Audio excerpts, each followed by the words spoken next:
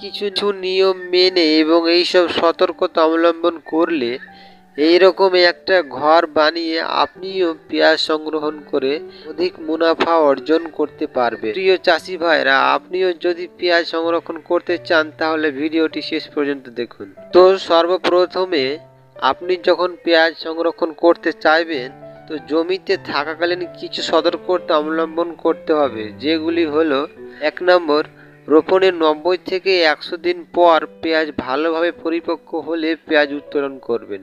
2 নম্বর হচ্ছে ফাল্গুন চৈত্র মাসে বা মার্চ মধ্য এপ্রিল মাসে শুকনো আবহাওয়ায় পেঁয়াজ উত্তোলন করলে সাধারণ তাপমাত্রায় ভালোভাবে বেশি দিন সংরক্ষণ করা যায়।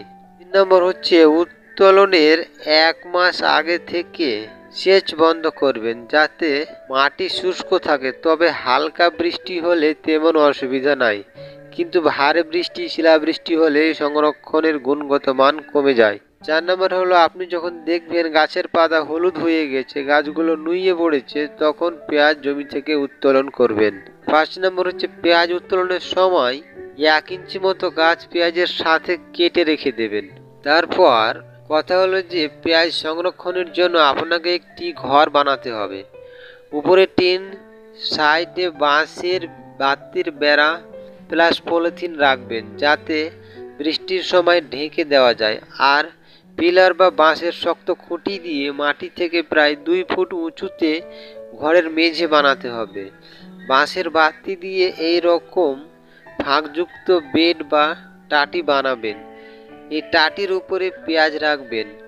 সংরক্ষণ স্থানটি শুষ্ক, পরিষ্কার, আলো বাতাস যুক্ত হতে হবে।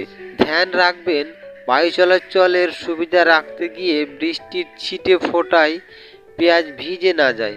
অধিক পরিমাণ পেঁয়াজ সংরক্ষণের জন্য 3-4 ফুট উচ্চতায় 2 বা 3টি মাচা তৈরি করা যেতে পারে। পেঁয়াজ সংরক্ষণের জন্য সবচাইতে মোটা খরচ হচ্ছে এটাই, এবং এটা আপনাকে খুব যত্ন সহকারে বানাতে হবে।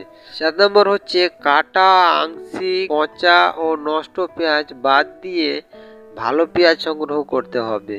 মাচার উপর 12 ইঞ্চি থেকে 18 ইঞ্চি পুরু করে পেঁয়াজ সংগ্রহ করা যায়। খুব বেশি পুরু বা মোটা করে পেঁয়াজ রাখলে পেঁয়াজের মধ্যে বায়ু চলাচল কমে যায়, তাই গরমে পেঁয়াজ পচে যেতে পারে। বাস এই কিছু নিয়ম মেনে এবং এইসব সতর্কতা অবলম্বন করলে এইরকম একটা ঘর বানিয়ে আপনিও পেঁয়াজ সংগ্রহণ করে অধিক মুনাফা অর্জন করতে পারবেন। আশা করি আপনাদের ভিডিওটি ভালো লাগলো। যদি অবশ্যই ভালো লেগে থাকে তবে একটি লাইক করে দেবেন। শেষ পর্যন্ত ভিডিওটি দেখার জন্য আপনাদের অনেক ধন্যবাদ।